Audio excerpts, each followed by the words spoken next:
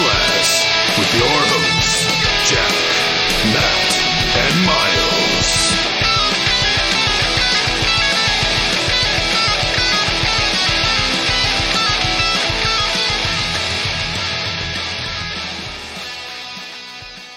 Welcome, party people, to Always Strikes Last. Welcome to Always Strikes Last. This is us. I'm Miles, and I'm here with Jack.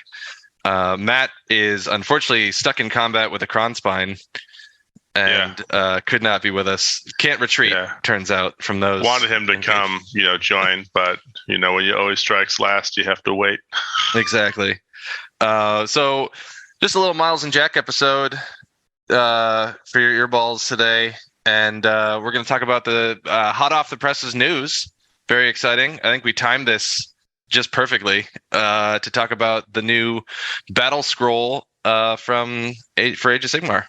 Absolutely. And, fate really interceded in this one. As our loyal listeners will know, we do try to keep a fairly tight 2-week cadence to get new episodes out, which we really fell down on last week. It was one thing after another getting in the way of your favorite entertainment, or at least one of your top 100 favorite entertainments. There we go. Yeah. We just want to crack the top 100. I feel like that's really where you want to be.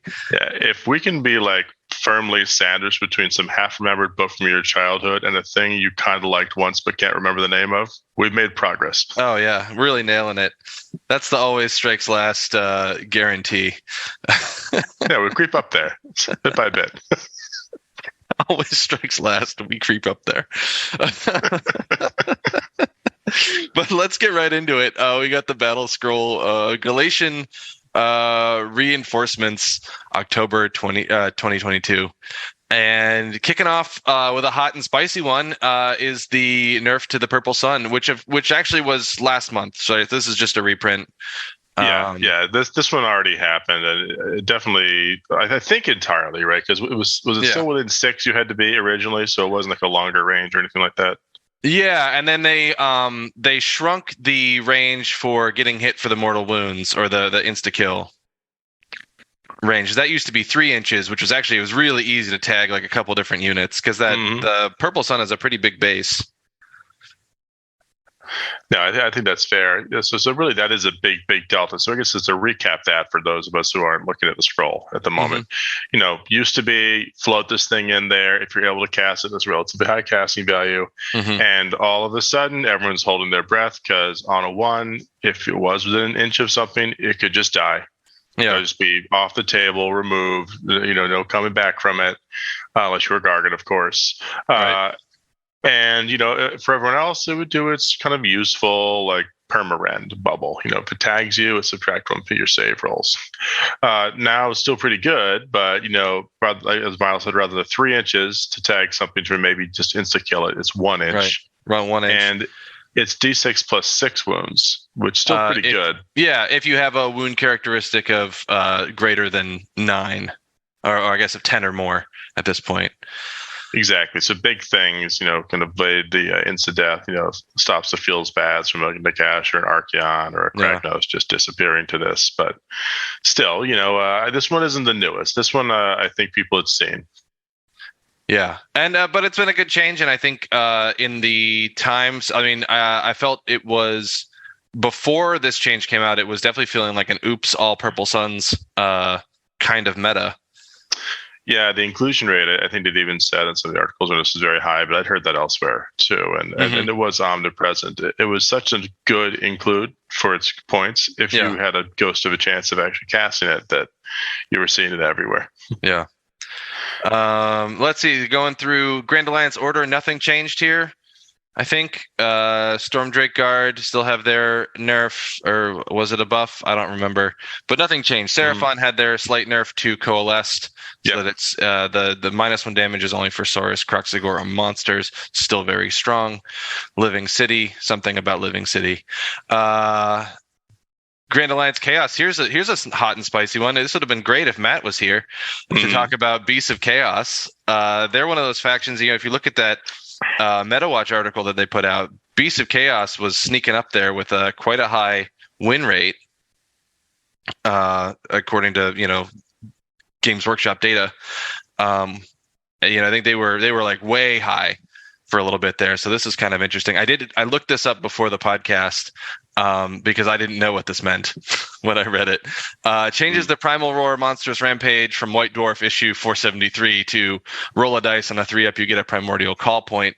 So a couple different things that I had to understand was Primordial Call Points are what Matt calls goat meats, which is the summoning points that you use. I'd only ever heard them called goat meats. Yeah, I actually prefer that term. That's a much more Beast of Chaos sort of feel to it. So I had to double check that was in fact what those are. And then, so what this Monstrous Rampage was, it used to be roll a dice on a 2 through a 5, you get 1. On a 6, you get 3. And it's now changed to on a 3-up, you get 1. Which is, pretty significant, right? Because it used to be a really easy way to just twice a turn get a Primordial Call Point, which I think sort of broke the table for people. I think so. Yeah, I think their summoning has always been really strong, and just that little bit extra was pushing them over the edge. It's true, but I remember the good old days, or the good old days, or whatever you want to call them, where like literally you only had to worry about like a gaggle of Ungors who didn't know why they'd been called to that particular meeting by the Herdstone and the shaman who was ritualist for sacrificing them. But you could shut it down like a little bit more regularity. Yeah. But then again, that was the days they had no win rate, and so maybe they needed that buff. Yeah. No, exactly. And we'll see. This is, of course, just the rules changes portion, and we'll get in. There's more meat and potatoes to come. Nothing big for Grand Alliance Death. I still love the Flesh Eater Courts change, just giving them that the Deathless minions word save all the time instead of having to be wholly within 12 of a hero. Such a needed buff there. And then Bone Reapers continuing to get Stalkers and Immortus Guard as battle line potentially. Which is fun. I mean, that's an army you want to see more than just the older version of it, where it was just a big block of Mortek Guard and the Godstar Harvester. I mean, it's introduced variety into the game, which is fun. No, exactly, and they have all other units are super cool looking, and so I'm all about having a larger variety in my Ossiarch Bone Reaper opponents. Getting down into destruction, here we go. Big news for the what's it Brennan called? Blades there. Yeah, for the Cruel Boys. Geez, what kind of podcast host am I? So the Swamp Color Shaman and Potgrot, previously they had to do an either or thing where they could either buff the poison daggers or they could cast spells. And now they can do both, which is a huge thing because I haven't used them a ton, but they, it was one of those things where like, okay, I'm going to take the buffing the damage because that doesn't require like that's a guaranteed versus some spell, and their spells are quite good. They have excellent spells. So hopefully that'll get some more use out of them. And then for all of our Spider fans, big news for the Gloomspite Gits. If you can get if you're going Spider Fang, you can now take Arachnarok spiders with the Spider Fang War Party, which is sort of it's the hero-less version of the Arachnarok spider as a battle line choice. So that's kind of a fun tweak for them. I think so. I mean, like I kind of want to see that particular like spider board, and that kit is not the most expensive for a giant monster. I think I saw on the site that it's still like $60, which is radically cheap compared to whatever our brains have been tricked into seeing as a new normal for everything relatively large-ish on the base. Yeah. No, exactly. And then, of course, we get into the real meat and potatoes of this balance war scroll, which is the points changes. Oh, yeah. And this one did seem to be like where they focused, I think. Yeah. And I got to say, like, I am all about this format. I don't know if you've checked it out. Not you, Jack. I mean, I'm assuming you've checked it out because you're here on the podcast. But you people at home, if you've checked it out, they gave you the new points value along with a delta from what the old points value was so that I can actually interpret, like, because I don't know offhand how many points Demonettes are. Like, is 110, is that good? Is that bad? How, that's a lot of lookup I've got to do all of a sudden. It's true. The old one where it was like, oh, I'm just looking at a wall of numbers, and hopefully this is something cool I can divine later, is a little bit more digestible when you just see like red, green, good, bad, and the delta.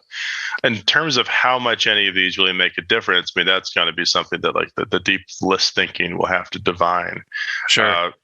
I'd throw out an overall impression thus far, and that a lot of them, there are some, I guess, notable exceptions we can get to a little later. Mhm. A lot of them are sort of micro changes in the sense that, like, they themselves are not going to just give you the silver bullet to like blow away your opponent's army all of a sudden or to make the difference. But the aggregate in points will probably mean you can get a couple extra units on the table you just wouldn't have had. Sure. And in a positional game where it's about claiming objectives and blocking people off and screening and doing all these things, it's probably going to make the difference in some cases. And that's just that way. No, absolutely. I guess just going through these one by one. Cities of Sigmar, cool. More Charybdis War Hydras. Love to see those. Those are fun. I mean, old models at this point, but fun nonetheless. Oh, absolutely. I mean, I have tons of these, so I'm excited to see it. Not that they've seen the field, but 20 points off and everything means everything's a little bit more palatable. Yeah, exactly. I mean, 145 for War Hydra. I mean, it clocks in at kind of a reasonably cheap monster, I'd say, for what it does. No, exactly. Seraphon, no big surprise. All the big boys went up. The Engine of the Gods, Croak, Astrolith Bearer, Skink Priest, and the Slan. I mean, who saw that coming? But yeah, we'll see. I don't know. Croak is now a mighty 450. I mean, he is a big boy, so that's kind of interesting. I had seen a large number of lists taking both Croak and the Slan. Well, maybe not large. I'd seen at least a couple lists taking it. It seemed like it was maybe a thing. So I think that'll probably, that's a swing of 40 points for that list. And all of a sudden that's going to start hurting your bottom line in terms of what else you can fit in. And then they tried to give us some. They gave us some points drops on the Carnosaur and the Troglodon. We'll see if that's enough. I don't know. Like I love Carnosaurs. I want to see them all the time, but they're just not very good. Yeah, and I think that that's kind of the key right there. We look at that, and this is where I ask myself every time we do one of these points adjustments. Mm-hmm. Is this moving the needle? Is this changing what shows up when I play that Seraphon player? All of a sudden, is it like, Fangs of Totec out the window? Yeah. Saurus time. No, this is not that. We're here with what's the stupid the Saurus one? The Saurus only subfaction. I'm not remembering it is. I think it's in a book somewhere, maybe covered in dust. Yes, exactly. Right. It's the non-Thunder Lizards coalesced subfaction that's all about Saurus. I tried it for a couple games, and it's tough. It's got some interesting. It steps on its own toes quite a lot, because you have a lot of ways of getting the same buff. Yeah, and I think that's kind of the key. And for a bunch of Savage Lizard people, they never quite felt like they were just owning that level of, I don't know, damage. Maybe that's what the difference is. And like it comes in some ways back to the point where when they get a slight war scroll adjustment or a book changes or something else, material changes, I think that's what changes the stars. I have no Seraphon puns intended. Yeah. That one. Well, speaking of changing the stars, some drops on Stormcast Eternals. It looks like a lot of the stuff from the box set, the most recent box set. So we'll see those. I mean, not that I was not seeing those. I definitely saw. I mean, Vigilors, those are cool. Always excited for more Vigilors. Annihilators, I don't know that I wasn't seeing Annihilators. Annihilators are still pretty cool. Some big drops on the two fancy dragons. Yes, Krondys and Karazai. I had the pleasure of killing a Krondys in a game recently. Yeah. So he's pretty good, but I could see that 50 points being nice. Just in the kind of that chip away at what you can fit into a list if you want to play with him kind of way. Sure. Yeah, exactly. Yndrasta coming down. I feel like she got nerfed into oblivion early on in this edition, right? She came out, she was absolute hotness there for a second. Mm-hmm. And then, so this is probably just the long tail correction from that. And, I think back when this edition started, we had, we were doing monsters, and everything was about monsters, and she is an absolute monster killer. Oh yeah, and so she was probably shining extra hard that particular time period Exactly. because there was a lot of valuable prey, easy pickings. There were the bonus points for killing them. So Hmm. in this particular version of it, where it's all about being a Galatian vet, she doesn't have as much to do. She doesn't want to go in those caves. Exactly. But super cool model. Hopefully see more of her. And let's see, Beast of Chaos, poor Matt. The Dragon Ogres have gone up 20 points for 3. Maybe they're bad enough that he can feel good about playing them again. I don't know. We'll see. It has to get to a pretty exquisite level of bad for that to happen. But I don't know. It's interesting. They still always feel like a great deal. I mean, even at 145, I mean, what is it? It's 5 wounds a model. Is that right? I think that's right. Yeah, 5, maybe 6. 5 wounds a model, whole bunch of attacks, ability to rally them in. That's before you find any tricky buffs and all that. So, like, if I'm thinking less than 10 points a wound, not so bad. Yeah, not so bad. So they're still fine. Yeah. Cockatrice up 15 points. No one's surprised there. Hopefully, we'll see fewer lists taking 12 of them or whatever. I always thought that seemed like such a fun meme thing, but it's only fun for you when you do it. I heard that there was, one person who grabbed like the proverbial brass ring on that and did take like a 10 cockatrice list or something and again went 5-0 at a GT. So that person should get a medal. Right. But well, it's like the first person to come up with. Remember those the time someone showed up to a GT with the blood letters that were made out of pipe cleaner to spell the word blood on base, so they were literal. I mean, it's like, okay, you got me once, good job. Well, let's never have this happen again. Yeah, exactly. That one better not be coming out for the next one. Exactly. Well, they've successfully dispelled it. The cockatrice is still fun, just maybe not as hyper points efficient as it was at 95.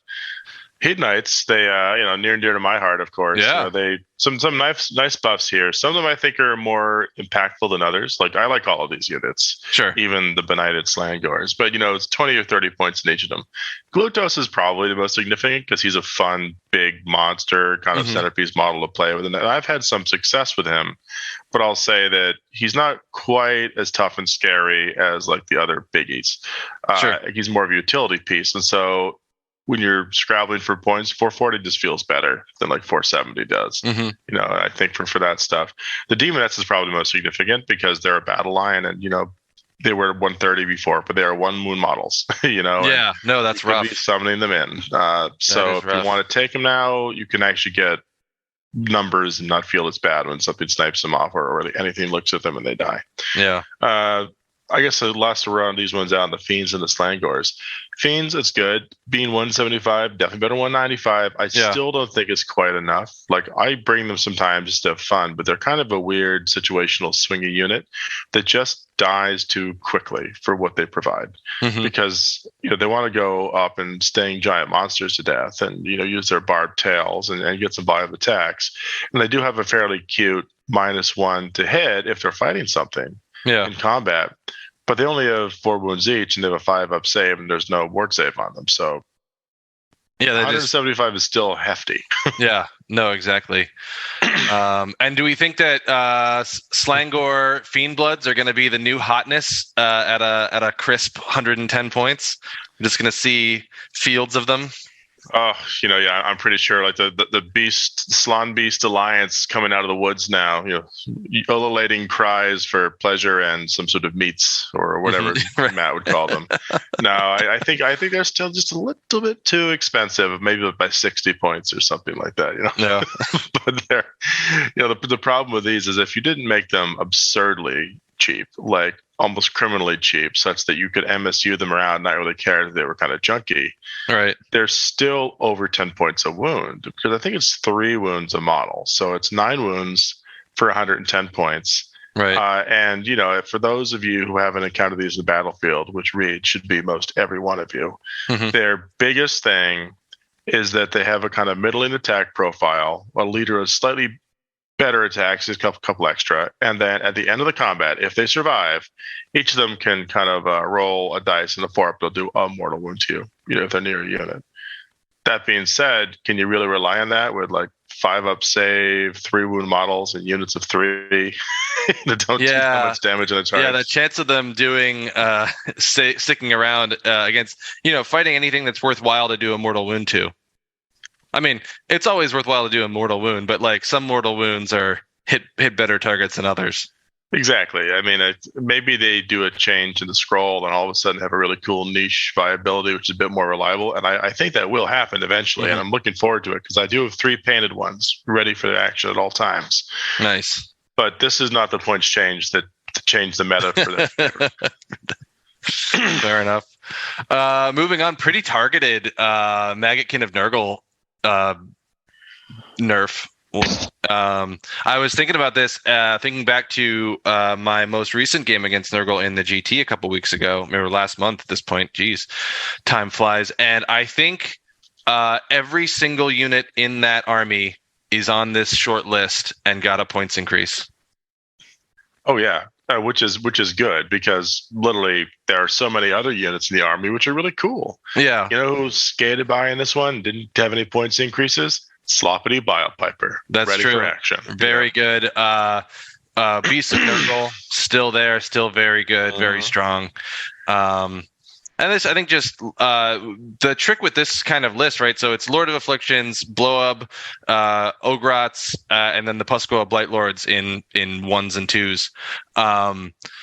And what was kind of funny about that army was they were already expensive, right? They are expensive. Look at it. It's 250 points now for 2 Pusgoa Blight Lords. And so it was an army of very low footprint where you kind of everything you had was good, but you only just had enough to really have the sort of board presence that you need in this kind of game. And I think this is just going to tip the scales where, like, all right, you can't go all in. Yeah, there's got to be some variety to create some foot sloggers, whether that's, I guess the Kings or the sure ever popular Nurgle foot demons. Let's see. Jumping real quick, Skaven. I don't know much about the new Skaven book, but I'm excited that Doom Wheels are cheaper. I have a huge vested interest in Doom Wheels becoming the new big thing. I don't own any Doom Wheels. I just think they're the best. I would agree with that. I mean, like, I know one of the broad themes that kind of touched upon at the beginning of the cast, which is nice for these points adjustments, is how it makes your games a little less predictable, a little more fun. Yeah. And anytime the game is grinding you down to a couple keyless perfection, well, you go to 2 or 3 GTs and novelty wears off pretty quickly. Where like, if there's at least more possibility for the zany cool stuff, you're going to see the breadth and depth of the range and have a fun time with all the weird combinations. And yeah, Doom Wheels all day long. That kind of stuff is great. It looks like they're trying to make some of the other Vermin Lords palatable, so it's not like just the one. And that's fine, because it's variety too. No, exactly. Flesh Eater Courts, the vanilla Terrorgeist and Zombie Dragons got cheaper. Bone Reapers, a bunch of different things got some tweaks. Hopefully we'll see. Again, it goes to what we were talking about earlier, less of just the large blob of more tech and getting a little bit more variety back into that army. Because all of their models are super cool. I mean, I like some more than I like others, but they're all cool at the end of the day. True. And I want to see them all. Yeah, I'm right there with you on that. And I guess, the Soulblight Gravelords were getting a similar treatment here. Terrorgeist and Zombie Dragons going down. Just a couple spot reductions of like the Whites, Kings, and the Bloodseeker Palanquin and Neferata. The only one of these that kind of surprised me was Neferata. I would have, I guess, picked them out of a lineup to be the specific ones who got the point break, but they kind of make sense, except for her, because she's already in a bunch of high-performing lists because of her cool abilities and synergies. She is, but she also, I feel like if you're thinking about different Mortarks, she's not the one that comes up, right? You've Manfred's there all the time, Archon's there all the time, Lady Olinder is there all the time, and Catacross is doing his own thing. Obviously, that's a different book, but I know Matt has talked about using Neferata, and I think she's she's quite good. I've definitely gotten my ass handed to me by her. on more than one occasion. So I'm maybe a little biased, but yeah, I think if people aren't taking, if people are sleeping on Neferata, give her another look because I think she's got some cool utility. Absolutely agreed, and maybe these points changes make perfect sense in light of that. It's just there are neat tricks, right? She's got her dagger, which is kind of a YOLO thing, but she also has that spell, which makes you unrendable, which can be really cool in some cases. No, exactly. And if she wants to tank, she will tank forever. Mm-hmm.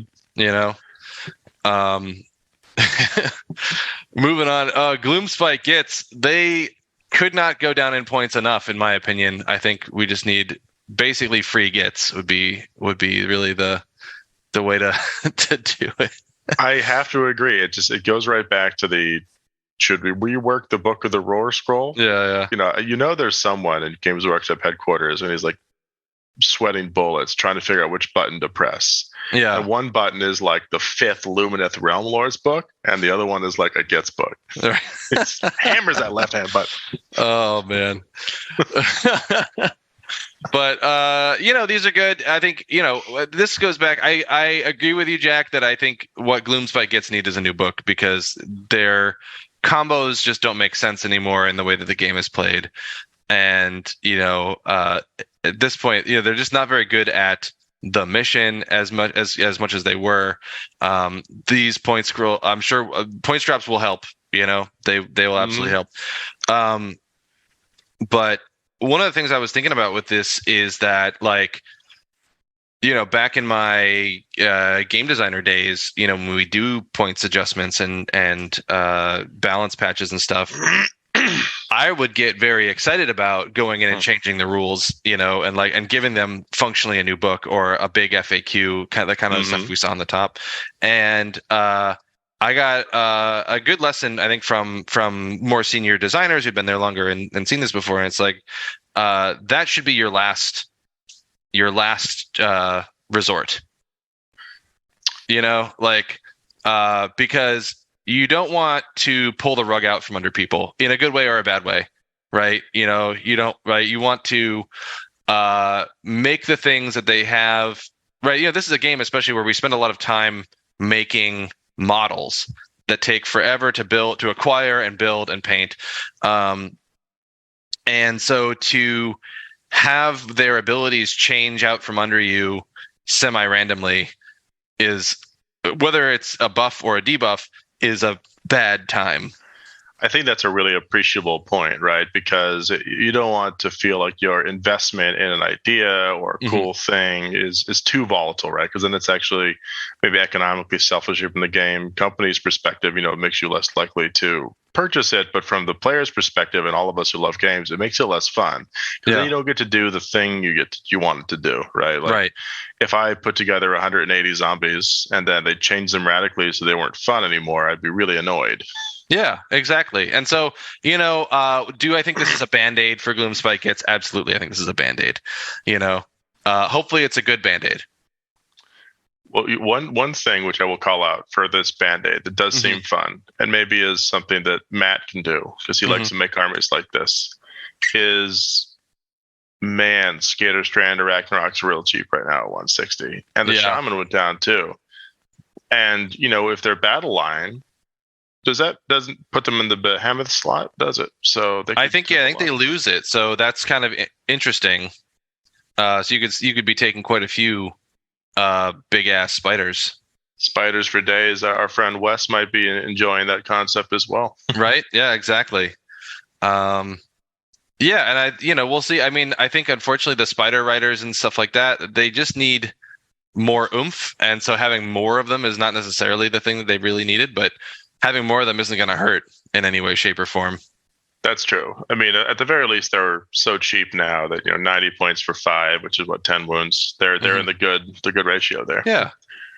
Guess that leaves us with just Orc War Clans and the mysterious labeled additional profiles, which there's some spicy stuff in there. Don't worry. Absolutely.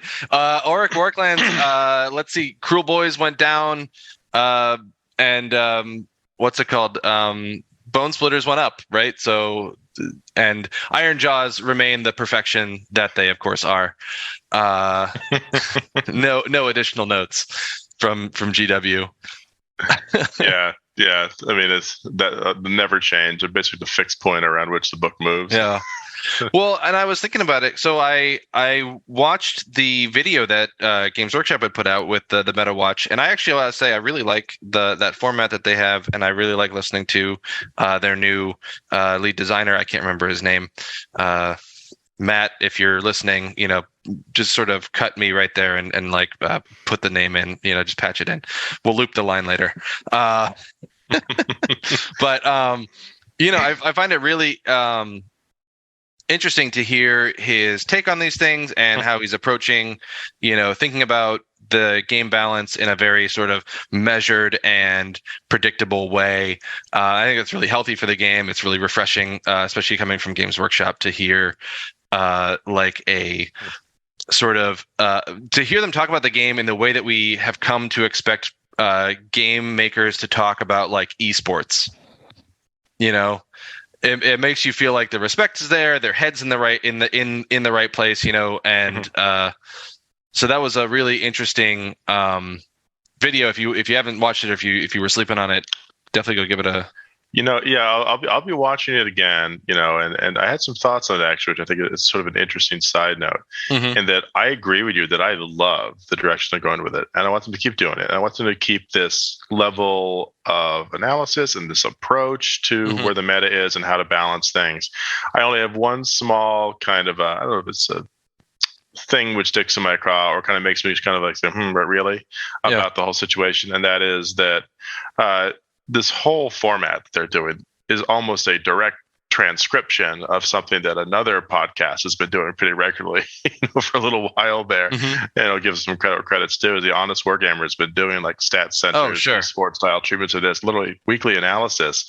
And it's almost like, the lead game designer has his breakfast cereal, watches a couple episodes of that, and spins one out, which is basically like the kid copying the homework once a month with all the resources available at Games Workshop's disposal. Yeah. But you know what? Maybe they were just the trail runners with this, or the trailblazers, should say. And I'm glad they were even trying to go about it this way. Oh, absolutely. Blinders on the way they had before. I mean, part of the thing is, just being able to, now that we're in such a more interconnected internet age, obviously, that we have now, versus when these games got started, is just getting the data, is tricky. And so it does take people in the community like Honest Wargamer and AOS Shorts and all these other, AOS Coach and all these other groups that are putting together this data in order to even have this kind of analysis, right? Whereas someone like League of Legends or Overwatch, they just have metrics from every single game that's ever been played. Right, because you play on their servers and they save those metrics. It's super easy to get that data. Yeah. With the comp sci in mind there for sure. a little bit simpler than trying to track everything, through just paper lists and such. So of course the apps and the aggregators like Best Coast Pairings do help with that. No, exactly. Whereas like, the crew over here for AOS Ireland, we have a little Google form that you fill out whenever you play a game, and we're, tracking our own stats and stuff like that. And that's kind of fun. You get to see your name up there on the stats sheet and whatever. Mine's very low, but what are you going to do?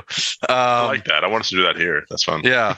But it's also a colossal pain in the ass to enter in all that information every time, Or some people don't do it. So the people who are entering their stat sheet every time kind of maybe get some skew in results. No, exactly. And it's a thankless job to continuously remind everybody to enter your stupid scores, Yeah, absolutely. But the reason I went on this tangent about the MetaWatch article, I was thinking about Iron Jaws. They're near and dear to my heart now. And they were talking about, okay, for factions that are doing pretty well, they're in the middle of the pack, they're doing fine, they're in the acceptable win ratio. They're going to try and they're now trying to make some changes that affect sort of internal balance, where we can make less popular units more popular within the faction. So I think that's what we're seeing here with the Stormcast Eternals, with the Cities of Sigmar, maybe a little bit with the Hedonites of Slaanesh, or Flesh Eater Courts or Grave Lords. It's true. I mean, is this going to be the thing which gets more Demonettes on the table, or you see some like Fiend groups? Maybe. Yeah. I mean, that's what you want. It's fun to kind of say, oh, I haven't seen that before, or get that cool interaction. So I'm all excited about it.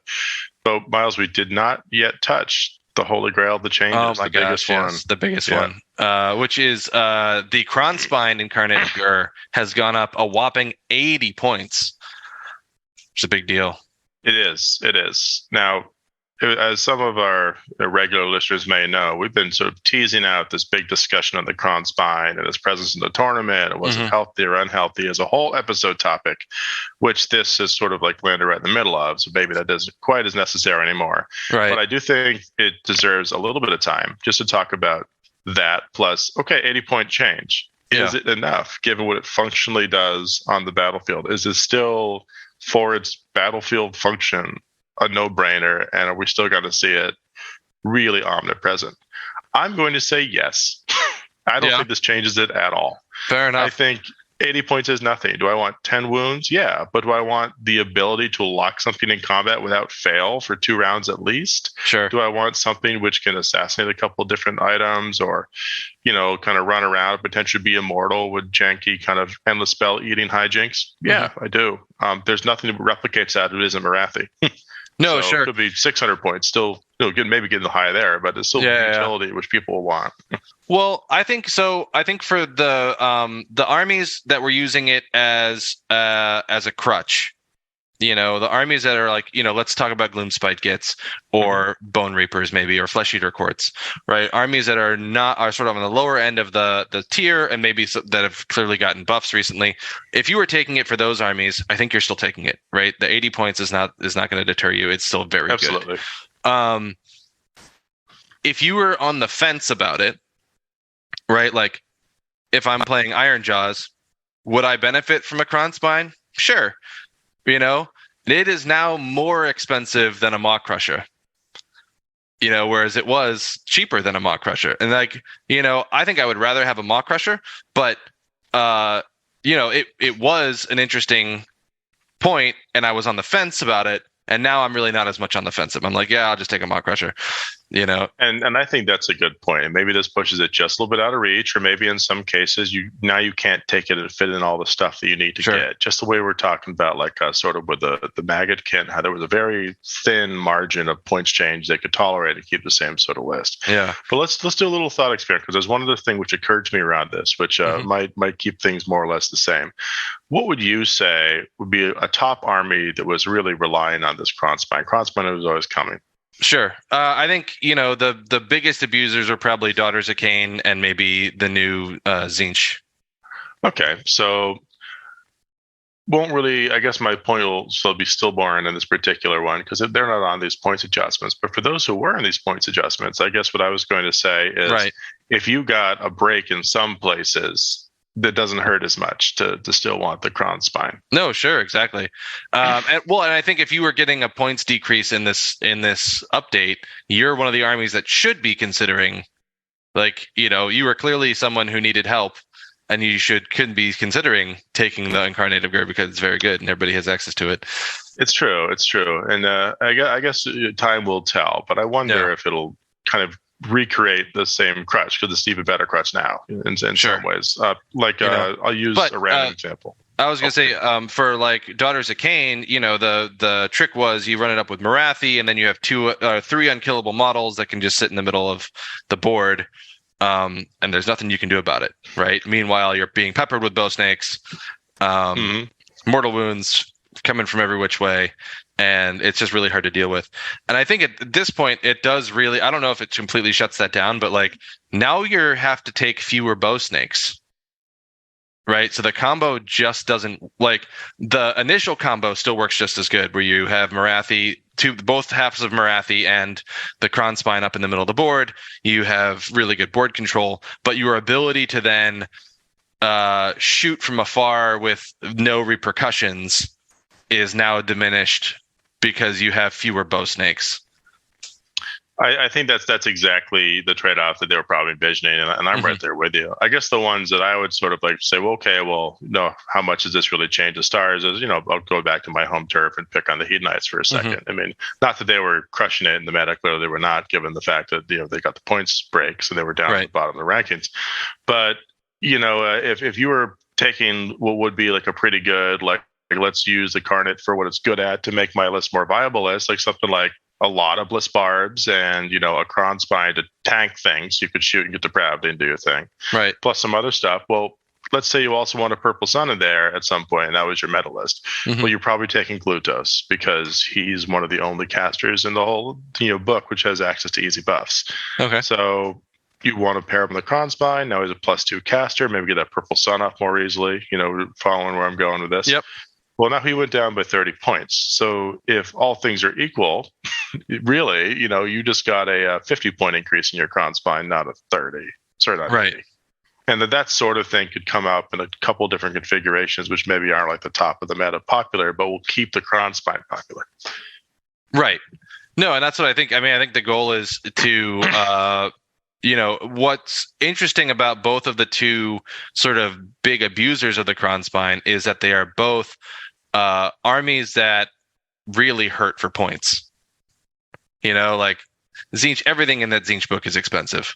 That's true. They're thirsty for more resources. And a lot of them are like useless, squishy wizards, that you have to take because otherwise you're not getting enough summoning points or you're not getting the right buffs where you need them, right? And so you're spending a lot of utility points on stuff and you don't have the points, and so I don't think anyone's going to drop the blue scribes because the Kron Spine went up 80 points, right? The blue scribes are like really, really good, but like that's the kind of question, like which of those squishy support wizards that you normally get buffs from are you now not taking?